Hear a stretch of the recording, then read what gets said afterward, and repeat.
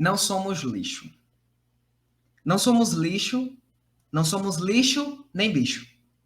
Somos humanos. Se na rua estamos, é porque nos desencontramos. Não somos bichos e nem lixo. Não somos anjo, não somos o mal. Não somos arcanjos no juízo final. Nós pensamos e agimos, calamos e gritamos. Ouvimos o silêncio cortante dos que afirmam serem santos. Não somos lixo. Será que temos a alegria? Às vezes sim. Temos com certeza o pranto, a embriaguez, a lucidez e os sonhos da filosofia. Não somos profano, somos humanos. Somos filósofos que escrevem suas memórias nos universos diversos urbanos. A selva capitalista joga seus chacais sobre nós. Não somos bicho nem lixo, temos voz. Por dentro da caótica selva, somos vistos como fantasmas. Existem aqueles que se assustam. Não estamos mortos, estamos vivos. Andamos em labirintos, dependendo de nossos instintos. Somos humanos nas ruas, não somos lixo. Poesia de Carlos Eduardo Ramos, o Cadu, morador das ruas de Salvador. Com essa poesia, nós então começamos este nosso programa de hoje. Nós saudamos a cada um de vocês que nos acompanha em mais um Com Quem Estamos Juntos, da comunidade Bremen. Hoje nós vamos falar de um tema de profunda relevância, de profunda importância da nossa sociedade, que de alguma maneira é reflexo dos valores que constituem, que constroem a nossa sociedade. Para nos ajudar hoje a conduzir esse bate-papo, nós teremos a presença do nosso irmão Luiz Felipe, também da nossa querida comunidade Bremen. Luiz Felipe, seja bem-vindo a este nosso programa de hoje. Obrigado, Paulinho. Saúdo a todos, a todas e todos que nos acompanham. Sejam bem-vindos. E vamos conversar sobre esse tema importantíssimo, urgente, né, Paulinho? Primeiro, diz você, Paulinho, os avisos gerais de sempre. Então a gente pede, né, vocês que estão nos seguindo, que nos ajudem se inscrevendo no canal aqui embaixo. Você que ainda não se inscreve, ativa o sino, que ativando o sino você recebe os nossos avisos de programas. Toda vez que um programa subir ao ar, você vai ser informado.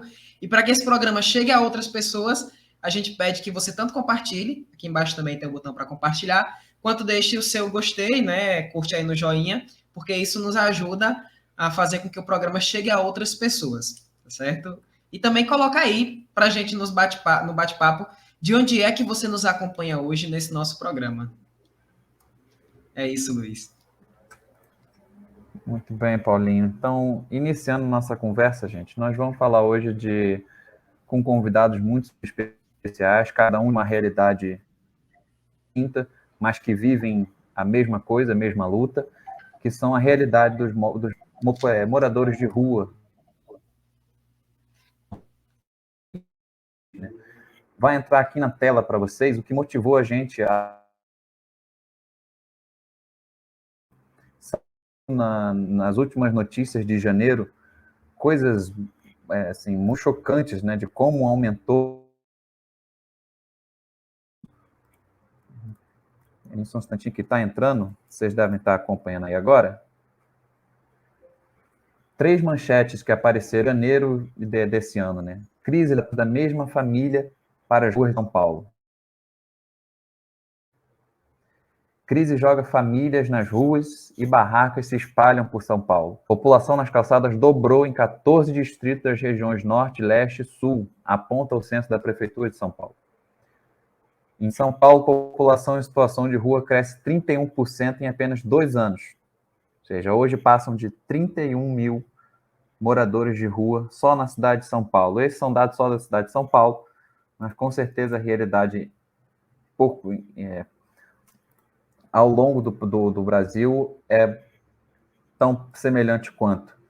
Então, para começar o nosso papo, falar desse assunto com a gente, nós vamos trazer aqui os nossos convidados, que é Vanilson e o padre Júlio Lancelotti.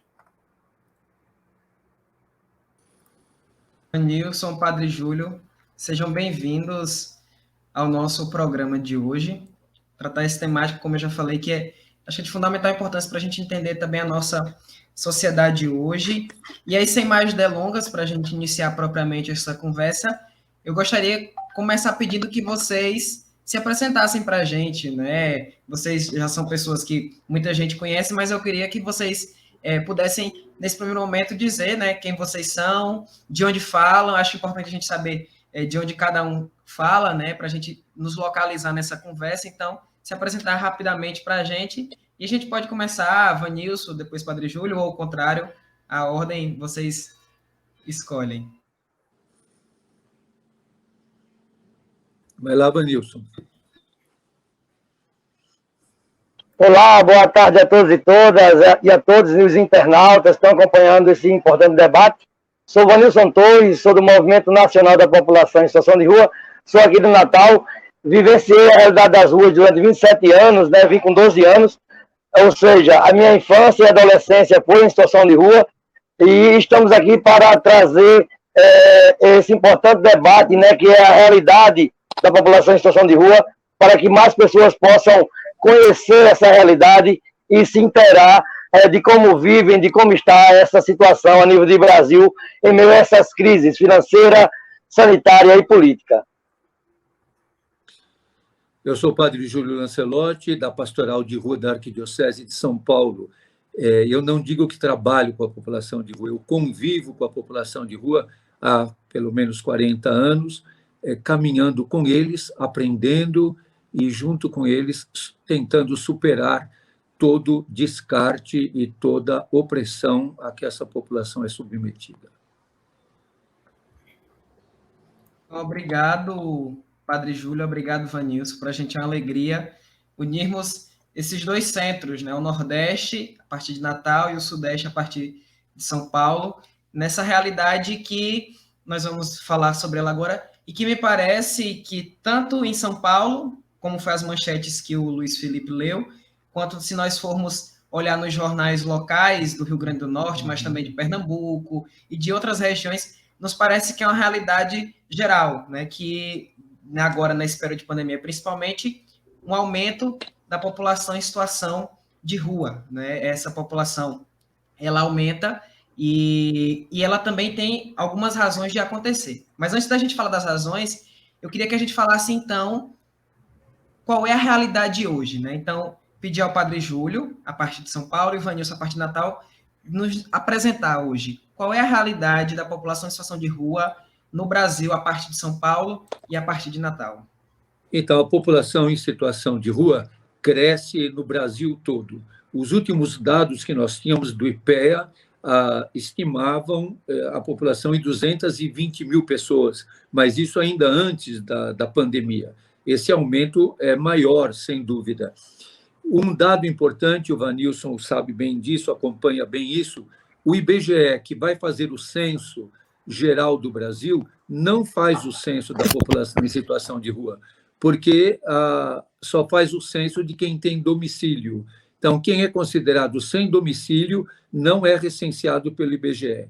Por isso, são feitos censos específicos, como metodologia própria, mas sujeitos a muitos enganos, a muitos erros, como o que aconteceu agora em São Paulo novamente. O censo usa uma metodologia que acaba escondendo a verdadeira realidade. Então, quando o censo do ano passado mostra São Paulo com 32 mil pessoas em situação de rua, nós sabemos de vários furos metodológicos, e mesmo pelos registros do CAD único, e nós sabemos que hoje a população em situação de rua em São Paulo, no mínimo, está entre 35 mil a 40 mil pessoas. É um aumento espantoso, porque a população em situação de rua cresce mais do que o índice do crescimento demográfico das cidades.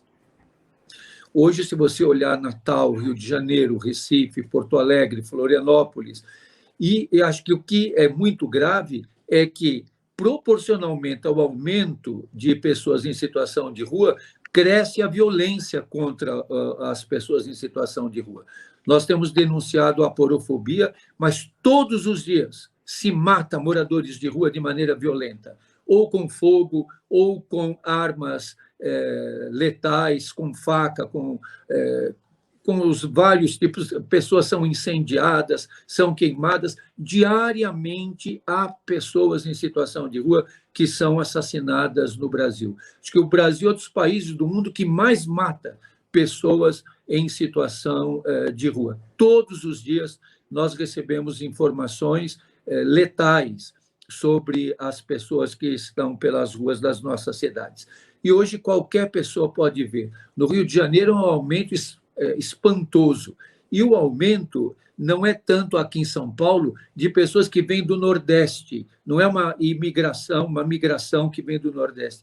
É nas próprias regiões. Como no Nordeste, aumenta em Natal, no Recife, aumenta em João Pessoa, que são as pessoas do Nordeste. O que está acontecendo? Uma grande movimentação das pessoas procurando trabalho, procurando sobrevivência, procurando uma resposta.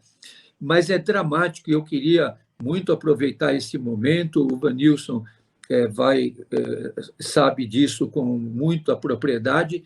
A violência contra a população de rua está entrando num nível alarmante, seja pela arquitetura hostil, seja por ações das chamadas zeladaria urbanas, das guardas civis metropolitanas, das polícias civis, da polícia militar e ainda mais das seguranças particulares. Então, hoje, a população de rua é vítima de milícias do Estado, dos municípios, que querem acabar com a pobreza, acabando com os pobres. Então, nós estamos vivendo um momento dramático de violência, um momento dramático de aumento e um momento dramático de abandono e de ausência de respostas do chamado poder público. E a última coisa que eu queria dizer é que essa população é a população descartada, como diz o Papa Francisco na sua exortação apostólica Evangelii Gaudium. É lógica do neoliberalismo o descarte. Então, muitas vezes as pessoas, vamos fazer um projeto aqui, um projeto ali. Não tem projeto que mude o capitalismo neoliberal. E o capitalismo neoliberal tem uma lógica, a lógica do descarte. Por isso, aumenta a fome, aumenta o abandono, aumenta a negligência, aumenta a violência. Obrigado, Padre Júlio. Vanilson. Olá, boa tarde. Vanilson Torres, do Movimento Nacional da... Está dando retorno para mim. Está dando retorno. Olá, boa tarde. Vanilson Torres, do Movimento População de Rua. Então, o que o Padre Júlio Lancelotti já trouxe, né? E aqui queremos parabenizar o Padre Júlio Lancelotti por toda a luta dele, né? Para e com a população em situação de rua, porque, como ele falou, ele não trabalha com a pop rua, ele está com a população em situação de rua. E aí o que o Padre Júlio traz, né, na sua fala, é a mais pura verdade. Mas eu também queria começar esse momento de uma forma poética, com a poesia crítica, reflexiva, telespectadores aqui do YouTube e companheiros e companheiras que estão aqui nessa live. Fizemos essa poesia chamada Pop Rua, Outras Populações e a Covid-19, em 19 de abril de 2020. E ela diz assim: a Covid chegou ao mundo para trazer muitas reflexões, como também para mudar pensamentos, atitudes, mudar gerações. Para quem está em situação de rua no Brasil, como faz para não sair, ficar em casa? Nossa realidade é cruel. Para nós essa ordem não adianta, só atrasa. Estar nas ruas é difícil. E agora com a pandemia ficou muito mais complicado, pois educação, saúde, habitação é direito do povo brasileiro e é dever do Estado. Nos oferecem abrigos na modalidade de isolamento. Mas quando essa pandemia passar, teremos que voltar para as ruas, para o tormento? Fico aqui pensando que durante e após o coronavírus, a Covid-19, quem mais padecerá é a pop rua, a pop negra, a periférica, mulheres, LGBT, povos ciganos e indígenas, crianças e adolescentes em situação de rua, a população pobre.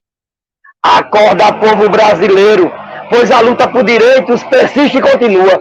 Vamos juntos e juntas mudar essa realidade, pois ela também é minha, é nossa e é sua. Quando esse pesadelo passar e tudo parecer que voltou ao normal, teremos muitos de nós sem emprego informal e formal. E só aí, Padre Júlio, e só aí talvez nos daremos conta que teremos um exército de pessoas desempregadas, vivendo uma realidade triste, nua e crua.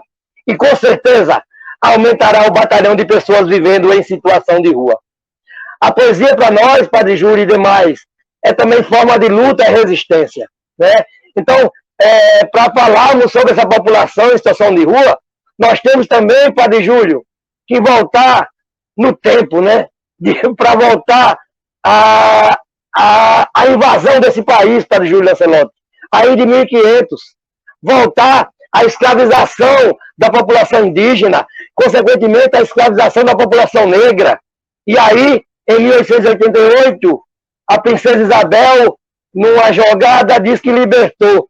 Mas que libertação foi essa, Padre Júlio Lancelotti? Que nos deixaram nas ruas de um império, sem casa, sem comida, sem terras, sem direitos. Então, o aumento dessa população é gigantesco. O Padre Júlio mencionou o IPEA, mas o Instituto de Pesquisa Econômica e Aplicada, em 2020, fez aquele levantamento, Padre Júlio. Eu fui um dos entrevistados online, fizeram um levantamento, um estudo ou uma entrevista comigo e outra companheira do Movimento da Bahia, online. E as demais pessoas foram gestores e gestoras através do CAD único. Certamente o número de pessoas é muito maior em situação de rua no Brasil. 222 mil foi via CAD único, mas nós sabemos que esse número é muito maior. Vocês estão me ouvindo? Porque aqui para mim travou a tela. Sim, Vanilson, estamos escutando. Beleza, está travado, mas vai assim mesmo. Então, assim, há um aumento de pessoas, Padre Júlio sabe disso, de pessoas da periferia ou das grandes cidades também, que vão para as ruas em busca de alimentação, a priori, de insumos, mas que depois elas vão vivenciar, vão ser viventes de rua por não conseguir mais pagar seus aluguéis, por estarem desempregadas. Então, há um aumento dessa população, Padre Júlio. Consequentemente, há uma retirada de direitos, como na própria Política Nacional de Assistência Social, que em 2019 teve um corte de 60%, e agora, na LOA do Congresso Nacional, houve um corte maior ainda, gigantesco, onde mais pessoas necessitam da política da assistência social, e essa política é diminuída. Então, há retrocessos na reforma trabalhista, há retrocessos na emenda constitucional 95, que gera investimentos nas várias áreas sociais, há retrocessos na revisão ou na previdência social, quando traz mais precariedade para a classe trabalhadora e, consequentemente, o aumento de pessoas nas ruas. E a pandemia escancarou tudo isso. A pandemia trouxe para toda a sociedade brasileira a negligência do Estado brasileiro para e com a população em situação de rua. Vivenciei 27 anos nas ruas de Natal, vim ainda criança para as ruas, minha adolescência foi nas ruas e entrei neste movimento em 2012 por acreditar que só as lutas vão mudar a vida. Mas o cenário pandêmico, de crise econômica e sanitária, ele nos traz vários desafios. Inclusive, a negligência das gestões, quando em São Paulo, Padre Júlio Lancelotti, as pessoas que falecem, a gestão diz que é por causa do frio. Mas não é por causa do frio, porque o Padre Júlio Lancelotti, ele não morreu de frio, ele não morre de frio, que ele tem uma moradia. Então, as mortes não é pelo frio, não é pelo clima, é pela ausência do uso do poder da caneta, que, mesmo sabendo que todo ano acontece isso, não tomam iniciativas para que isso não venha mais acontecer. Então, a violência é gigantesca, a criminalização da própria rua é gigantesca, nós vivenciamos o aumento dessa população e, consequentemente, mais desafios para conosco, enquanto movimento, enquanto igreja, enquanto paróquia de São Miguel Arcanjo, enquanto sociedade. E é preciso que a sociedade brasileira perceba, Padre Júlio e youtubers, que quem está nas ruas é a classe trabalhadora desse país, que tem seus direitos historicamente violados. Então a gente precisa perceber isso e lutar para que isso mude. Então, obrigado, Vanilson, obrigado, Padre Júlio, essa nossa primeira rodada. Na fala de vocês já nos apontam algumas questões que nos são importantes, né? O Vanilson, ele faz esse resgate histórico, né? E ele mostra na história como esse problema ele surge, né? E ele vai se ampliando, se alastrando, e o Padre Júlio começa a nos introduzir nessa reflexão de um sistema de valores na qual a vida humana ela é descartada, né? Tal como a gente olha para a natureza e descarta. Então, existe um sistema, um conjunto, e dentro desse conjunto a vida humana ela também vai sendo esvaziada em seu sentido e esvaziada em sua razão e em sua dignidade.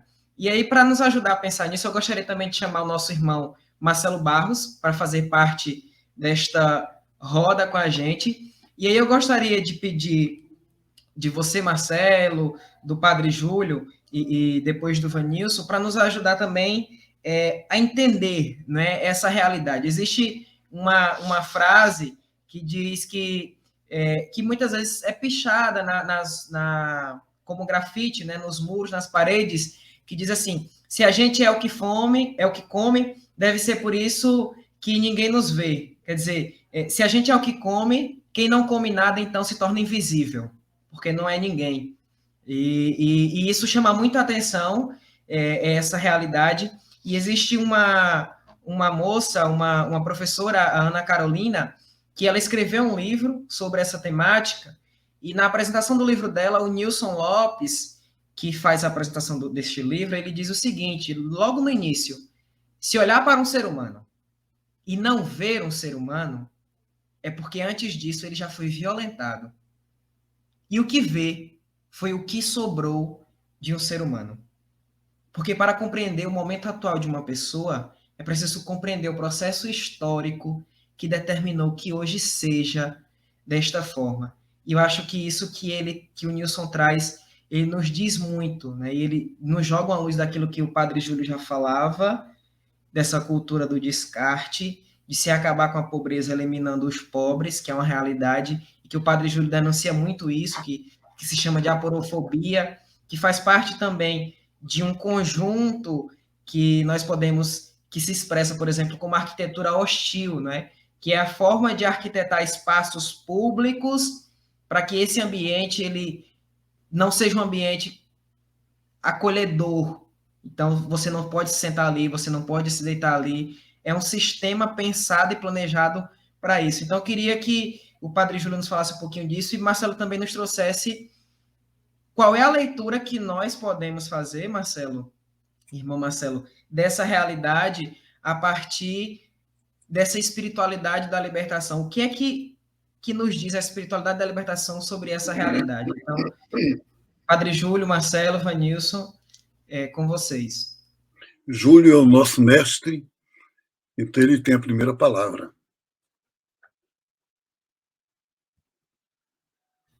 Seu microfone, Padre Júlio. Essa questão da espiritualidade, o Marcelo é que deve nos orientar. Mas eu acho que é primordial para nós termos muito claro de que a nossa luta é pela vida, pela dignidade da vida, e a partir da vida dos mais fracos, dos pobres, dos pequenos, dos indefesos. Agora há pouco um jornalista me perguntava como é que eu aguento tantos ataques e tantas perseguições, tantas ameaças. E eu estava lembrando, Marcelo, a dedicatória do livro do Paulo Freire, da Pedagogia do Oprimido, quando ele fala dos esfarrapados. Quem convive e entende a causa dos esfarrapados, esfarrapado será.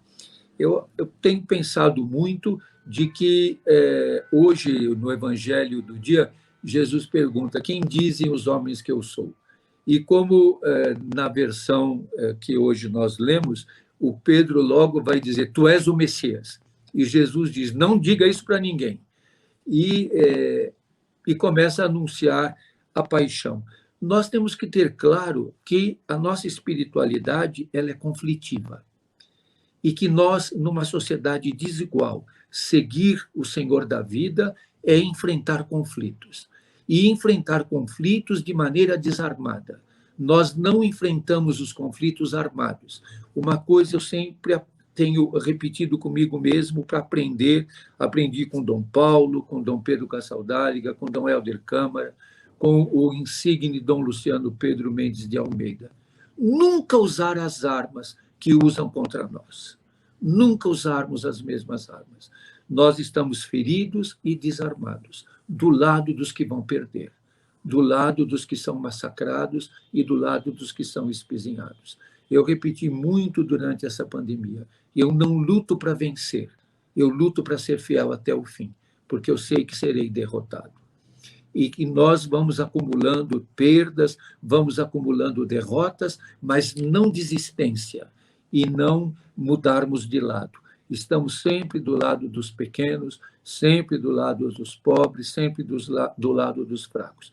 Isso é muito exigente, porque a nossa epistemologia neoliberal, a nossa maneira de pensar neoliberal, é a maneira de pensar o êxito. Nós não queremos, eu não quero o êxito, eu quero lutar, resistir, enfrentar esse dragão terrível que quer devorar a vida do povo, que quer devorar a nossa esperança.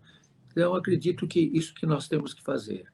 A nossa esperança é a luta, a nossa esperança é a resistência, a nossa esperança é, mesmo feridos, não desistirmos, mesmo cansados, não desanimados, não desistir de lutar.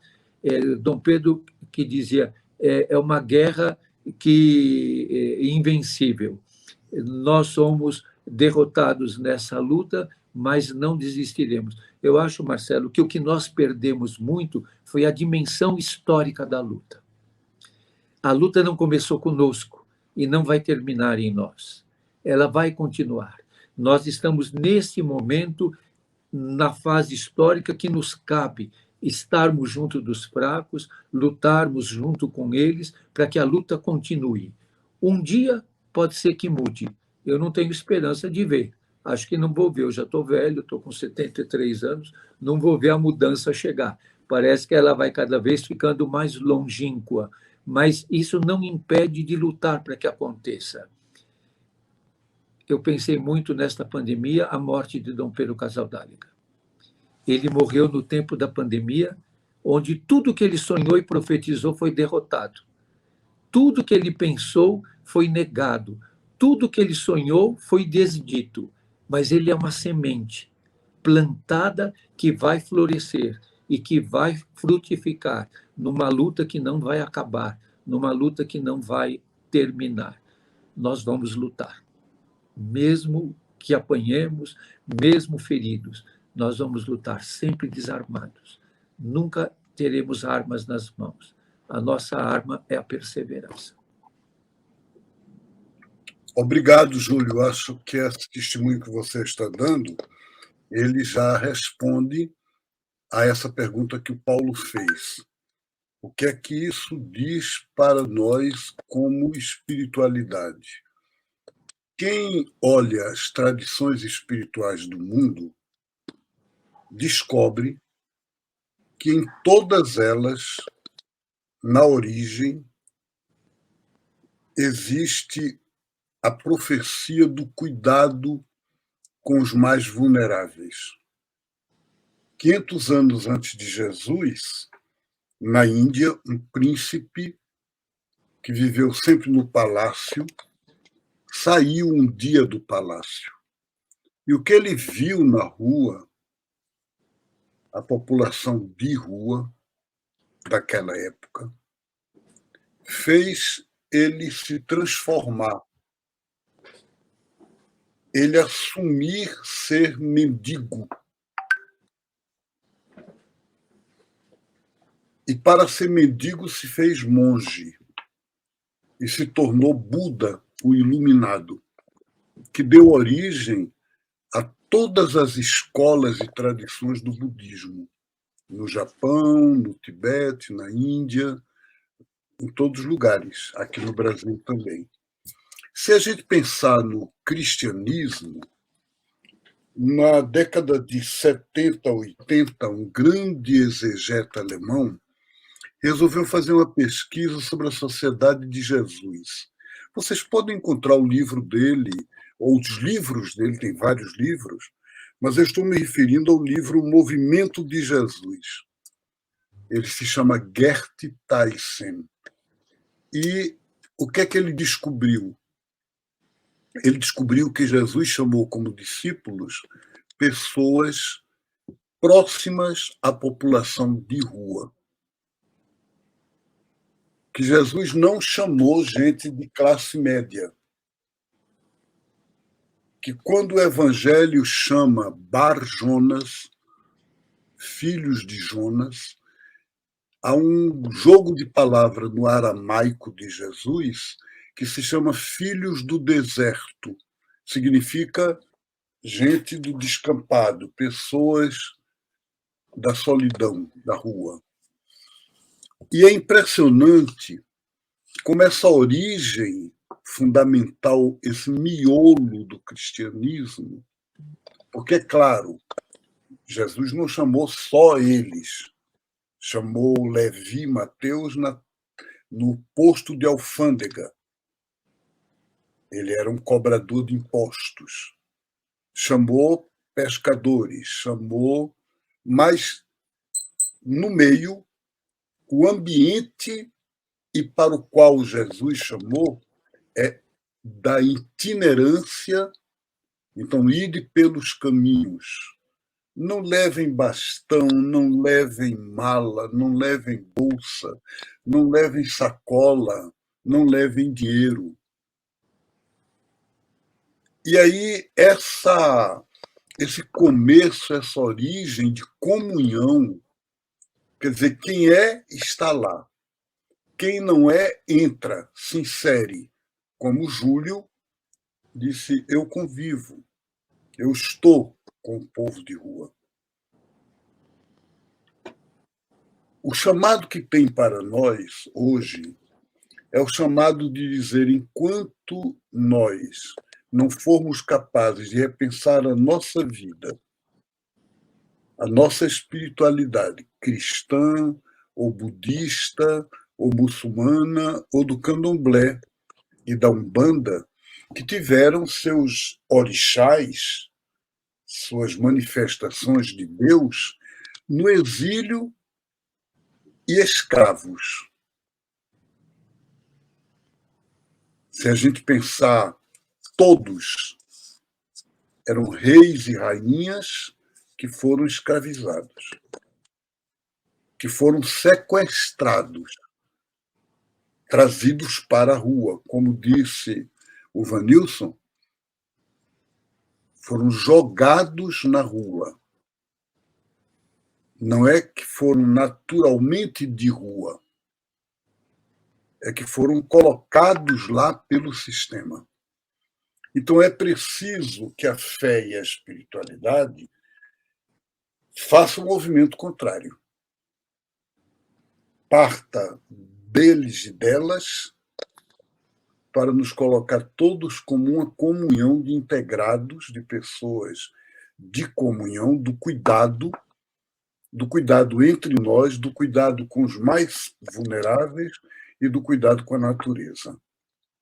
Esse é o apelo, esse é o chamado. E isso, para fazer isso, nós estamos num ano de eleição, nós temos que pensar bem na nossa responsabilidade. Não é votando num político para ser presidente ou para ser governador que nós vamos mudar o mundo, não. É preciso que as políticas sejam de base, que as políticas sejam de defesa da vida, do trabalho, da água, da terra, dos 3T que o Papa Francisco tanto diz que é direito de todo ser humano, teto, terra e trabalho, mas, ao mesmo tempo, é importante cuidar da política oficial que a gente tem, sem a qual a gente não consegue avançar. Ela não é o fundamental, ela não é o ponto maior, mas ela é um ponto importante. E este ano é um ano decisivo para isso. Então, se votar pelo fascismo, se votar pela extrema-direita, se votar para que continue essa sociedade de classes absolutamente em guerra. O Ailton Krenak diz: nós estamos em guerra há 500 anos. Vocês estão fazendo guerra contra nós. Ele diz isso como índio. Então, é muito importante desmobilizar, desarmar o coração, a cabeça, a vida, o afeto, para a gente poder ser uma humanidade nova. Muito obrigado. Eu queria, Paulinho, que a gente escutasse uma outra pessoa aqui. E nós temos uma companheira na nossa comunidade, que é uma grande educadora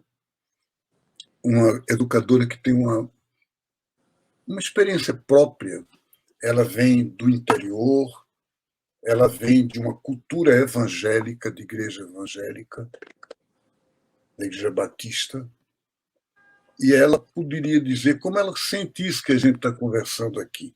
E, para isso, eu convido Caetana Cerqueira, uma grande educadora jovem e que pode estar conosco nesse momento, nos ajudando a pensar juntos.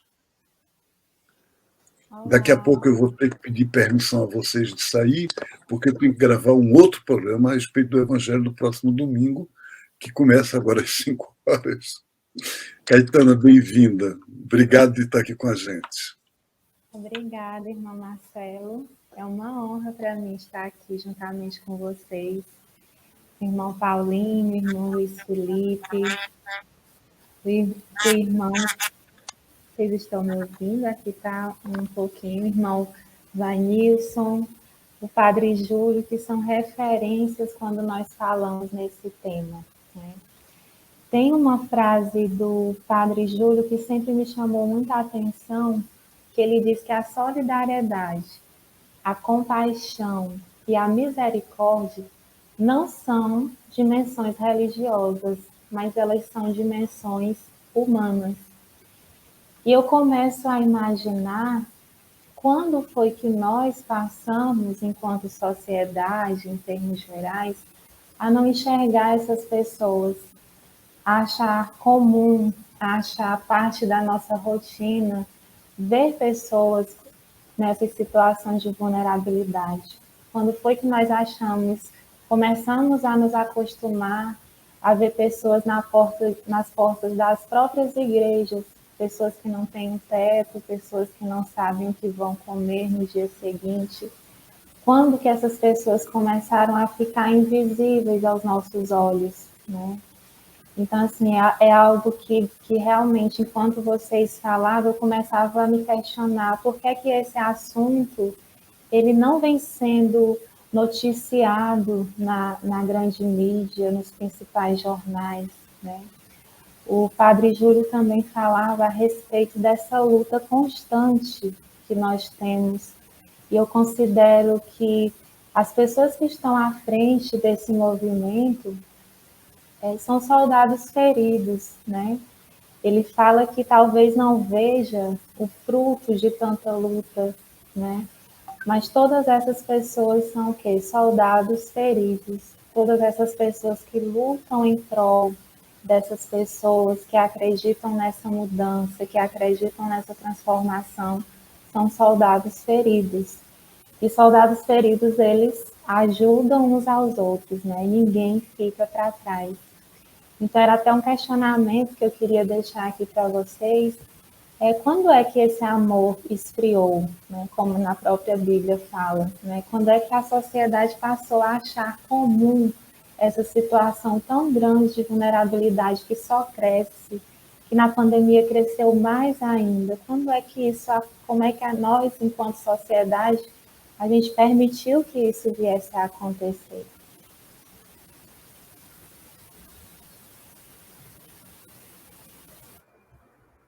Obrigado, Caetana. Caetana vai ajudar a gente, viu, nos próximos programas. Nós teremos o prazer, a honra de estar com essa colaboradora com a gente aqui. Eu vou emendar nessa última pergunta, já que nós já estamos com o tempo apertado, pedir que vocês, Padre Júlio e Ivanilson, já agradeço muito a participação de vocês por terem falado aqui, que vocês já deixem nessa última fala uma mensagem final, né, aos seus últimos comentários, e como o Marcelo já vinha falando, era uma coisa que a gente queria abordar aqui, nós estamos em ano de eleição, né, e é uma coisa que a gente precisa pensar, essas políticas de base, no sentido do que nós podemos, como sociedade, fazer para tentar ajudar a mudar essa realidade, né? Não só de sair da crise, a gente não tem esse poder, né, de fazer isso, mas o que nós, até mesmo como cristãos ou não, que estamos aqui acompanhando, tentando nos nutrir de alguma coisa para continuar na caminhada, na luta, para não perder a esperança, porque nessa pandemia muita gente perdeu a esperança, por mais que seja difícil continuar acordando todo dia, agora o que vamos fazer? Essas pessoas sofrem muito mais do que todos nós aqui. Então seria a pergunta de encerramento, incluindo essa da Caetana, do que a gente pode fazer como sociedade, pensando também que esse ano é um ano de eleição. E para o Padre Júlio, eu tenho uma pergunta só de curiosidade, que eu vejo muito ele falar sobre isso, o que é aporofobia? Eu vejo muita gente perguntando por aí o que é aporofobia.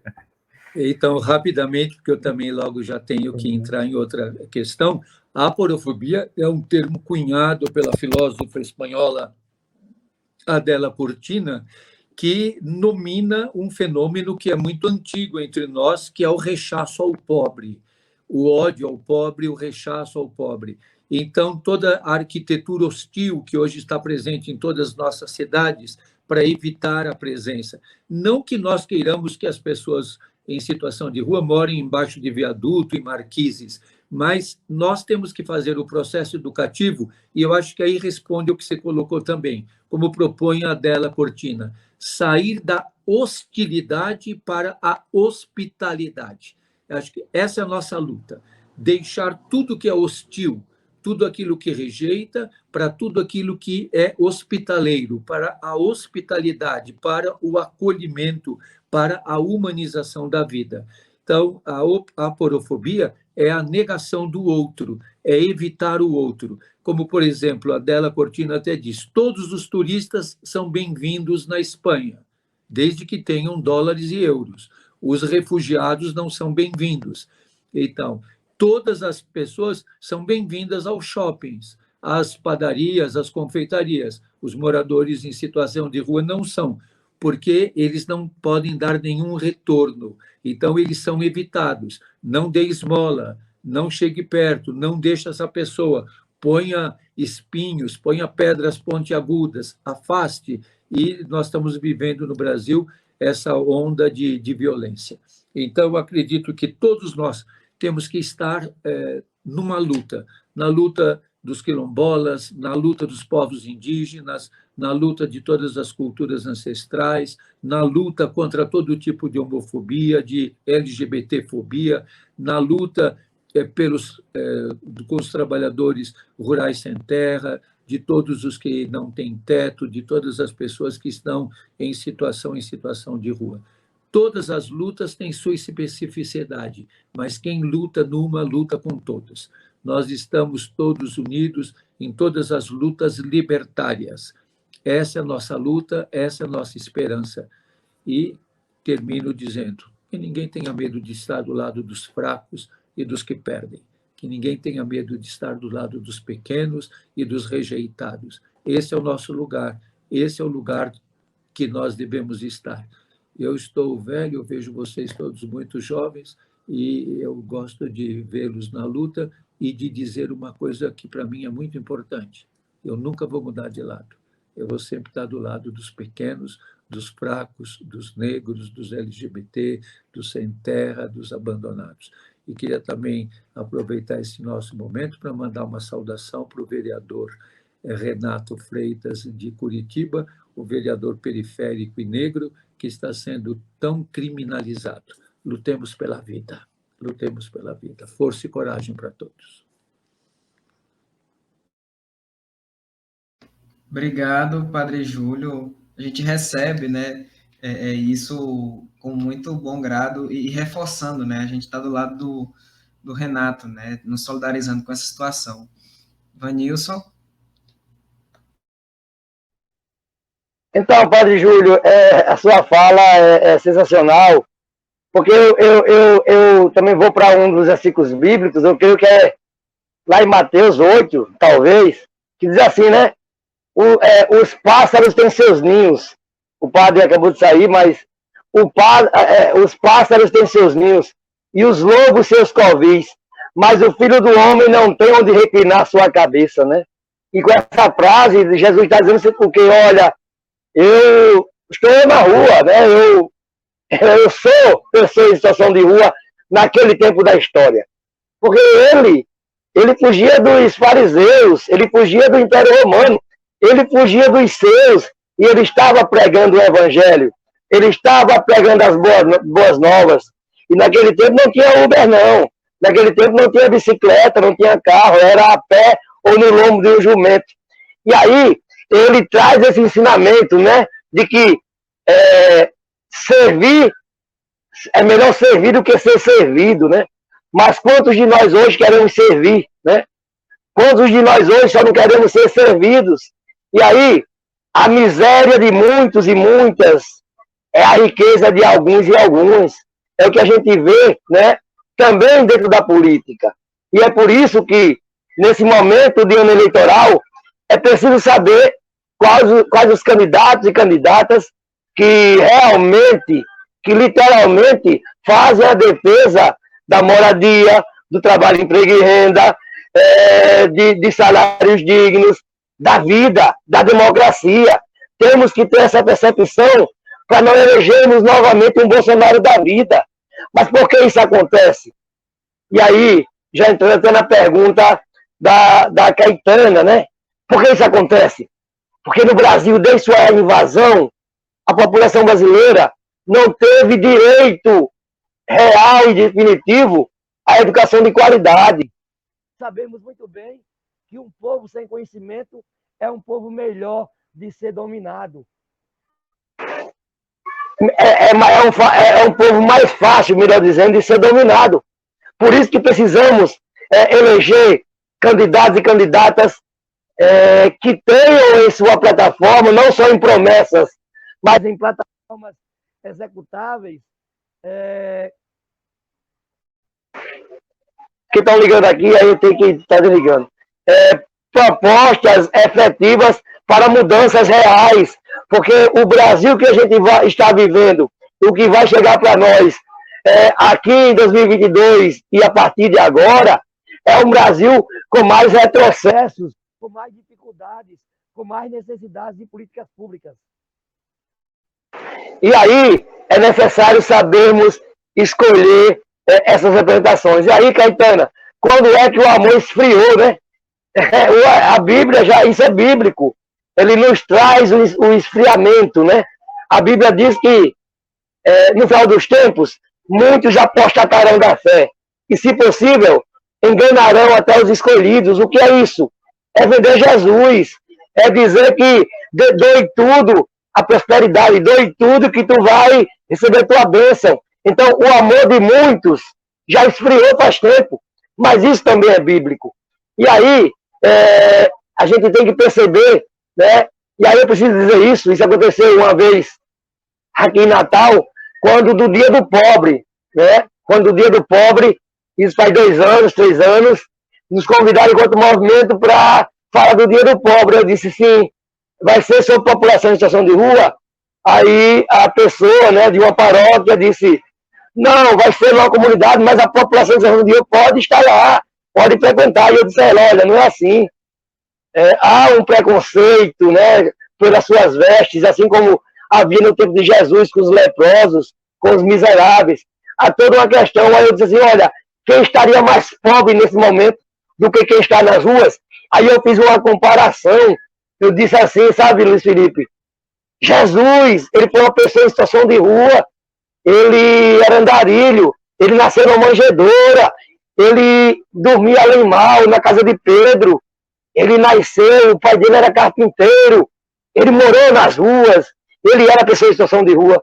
E uma irmã, né, disse assim, blasfêmia, como é que você quer comparar Jesus a uma pessoa em situação de rua e tal? E eu me calei, porque não adiantaria, me calei, entre aspas, porque não adiantaria debater, mas é esse pensamento também que existe, inclusive, nas igrejas, né? É porque, assim, olha o que o Papa está fazendo agora. O Papa está lá em Roma, lá fazendo lava-pés da própria rua, criando lavanderias. O Papa está dizendo assim para a igreja no Brasil e no mundo, me sigam, façam o que eu faço. Mas quantos de nós, enquanto sociedade, estamos fazendo isso? E aí, uma crítica construtiva, viu, Luiz Felipe, aqui. A campanha da fraternidade em 2019, eu creio, foi sobre políticas públicas, né? Mas a gente tem um costume no Brasil de que a campanha da fraternidade ela só dura até a quaresma. E depois disso não se fala mais, ou não se dialoga mais sobre isso. E nós sabemos que as necessidades são dioturnas, são sempre. Então, assim, trazer essa discussão aqui nesse debate sobre a questão da própria rua, sobre a questão de ano eleitoral, sobre o aumento dessa população é primordial. Então, Caetana, quando foi que o amor esfriou, né?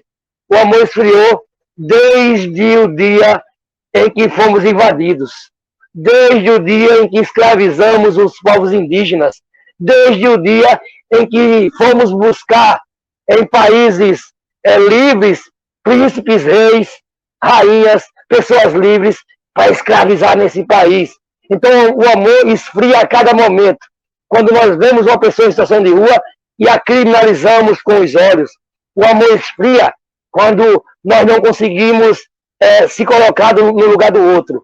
O amor esfria quando nós elegemos um fascista para estar no poder e, com isso, traz todo o negacionismo, traz todas as dificuldades e, consequentemente, mortes, vidas ceifadas da população brasileira. É isso, agradecer aqui a vocês, não sei se a gente respondeu as perguntas, mas fico muito feliz, Paulo Ricardo, Luiz Felipe, Caetana e também o nosso amigo, o padre, o Marcelo Barros, por estarmos nessa participação, né? Estamos disponíveis, vocês sabem, a construir, né? Porque só as lutas vão mudar a vida. E para finalizar mesmo agora, aquela questão de que ninguém solta a mão de ninguém é muito linda na teoria, na internet, mas na prática eu pergunto, será que nós estamos pegando na mão dos indígenas, da própria rua, do LGBT, da população negra? Porque o pegar o ninguém soltar a mão de ninguém é lindo, mas temos que primeiro pegar na mão das pessoas para depois não soltar.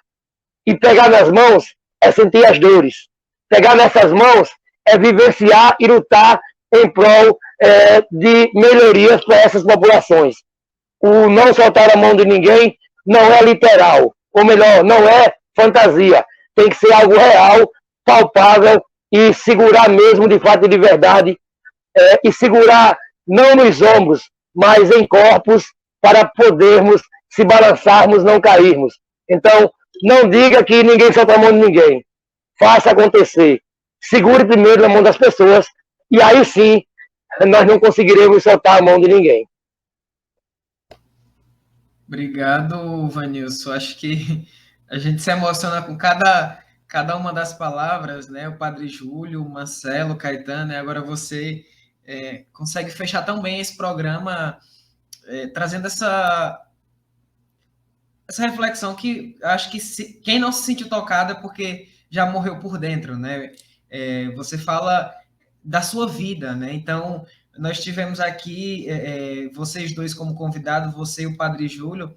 E o Padre Júlio é uma pessoa que nos inspira, e você também é essa pessoa, né? Nós já falávamos antes de iniciar, você também é essa pessoa que nos inspira porque é a sua vida, né? Você não está falando de algo que você não conhece, está falando da realidade que você viveu e você fez disso a sua luta. E cada dia, a cada momento, né? Há pouco você vai para entrevista e participa de conselho de direitos humanos, participa do conselho de alimentação, conselho de saúde, da ciência social, em cada um desses espaços lutando e sendo, né, esse interlocutor dos gritos que estão nas ruas, e você faz isso também um sacerdócio, né? Nós tivemos, o Marcelo é padre, o padre Júlio é padre, né? E você, de certa forma, com essa sua missão, você é um sacerdócio também, né? Você faz da vida da Pop Rua o seu sacerdócio.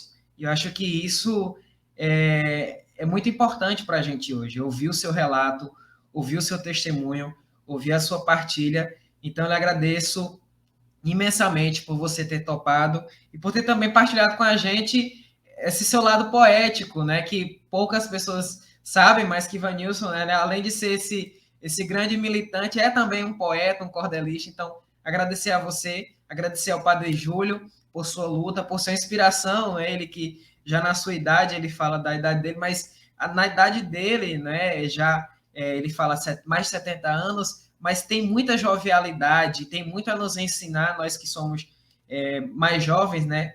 Padre Júlio tem juventudes acumuladas, né? E nos ensina, nos é exemplo, né? Quando ele, naquela imagem que saiu em todos os jornais, ele pega a marreta e vai quebrar a pedra que a prefeitura colocou embaixo do viaduto, e ele nos mostra que não é só um testemunho de palavras, não são só palavras bonitas que o Padre Júlio fala, que Marcelo fala, que o Vanilson fala, mas essas palavras bonitas, elas refletem antes algo fundamental e primordial, são ações, é a vida dessas pessoas.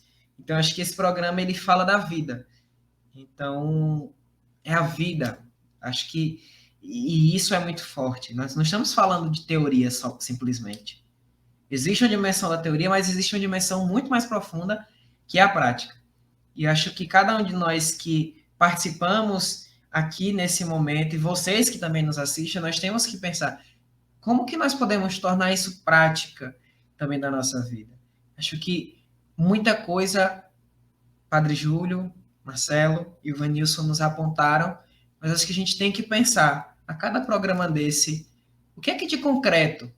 Como é que eu posso tornar vida? Porque a vida, ela é encarnada, a vida ela não acontece aérea, ela não acontece num plano metafísico, a vida é física, a vida é real. Como que a gente torna isso realidade? Eu acho que esse é o nosso desafio de hoje. Luiz Felipe, Caetana. Muito bem, Paulinho, tivemos esse momento lindo. O Padre Júlio, como vocês viram, ele precisou sair para um outro compromisso. A gente compreende, é claro. E o Vanilson, acho que ele precisou sair agora também, ou deu algum probleminha. Mas nós já encerramos, ele deu a sua fala final, a gente encerra aqui então o nosso programa. E quando ele falava do ninguém solta a mão de ninguém, eu lembrei literalmente, né? Nós esquecemos a população de rua, mas eles não esquecem quem está na frente deles. Nós estamos acompanhando agora a tragédia que foi em Petrópolis, de mais de 100 pessoas mortas. Algumas não morreram porque foram salvas por moradores de rua de Petrópolis. No meio das enchentes, enquanto estava tudo alagado, pessoas que estavam presas dentro de carro, dentro de ônibus, sendo arrastadas pelas correntezas. Eu não me lembro agora de cabeça qual foi o jornal que eu vi isso, mas 3 moradores de rua saíram a nado no meio da correnteza, arriscando suas vidas, que é invisível diante da sociedade, mas eles não deixaram de ser visíveis para essas pessoas que precisaram ser salvas. Então, que fica aí uma lição, né? A gente esquece de dar a mão a eles, mas eles não esquecem de dar a mão a quem precisa. E a gente agradece aos nossos participantes, a vocês que nos ouviram, que estão aí com a gente. Continue nos acompanhando. Semana que vem tem mais um programa, mais um Com Quem Estamos Juntos, com outros temas. Agradecemos a Caetana pela sua estreia aqui. Caetana, seja bem-vinda. Vamos ver com certeza a nossa companheira aqui ajudando a gente nos próximos programas. Obrigado, Paulinho, meu companheiro já mais veterano. Mês que vem nós estamos de volta. E eu vou pedir nesse momento especial que Caetano encerre dando uma bênção para a gente. Pode ser, Caetano? Pode sim, irmão Luiz Felipe, Paulinha, a todos que nos acompanham. Muito obrigada. E que Deus nos abençoe e que o amor, a solidariedade, a compaixão nunca esfriem em nossos corações. Amém. Amém. Até o próximo programa com quem estamos juntos. Tchau, tchau.